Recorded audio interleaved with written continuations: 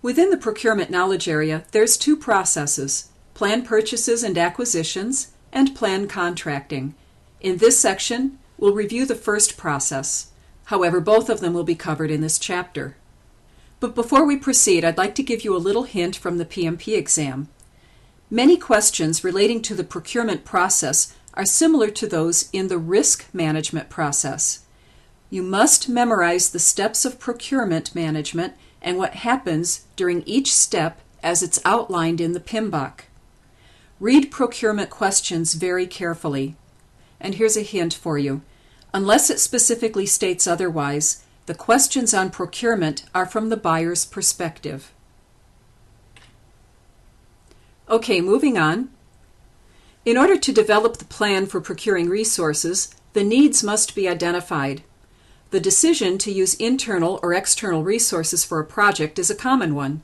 If internal resources are difficult to obtain, external resources could be an option.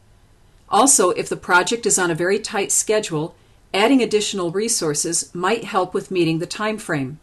In some cases, it might not, but regardless, if external resources are used for staffing a project, the vendor will likely provide their own project manager, and therefore, you should also assign an internal project manager or a single point of contact for communications with the vendor. The internal contact should also monitor vendor deliverables and answer questions as they come up. Let's look at some of the inputs for determining this plan.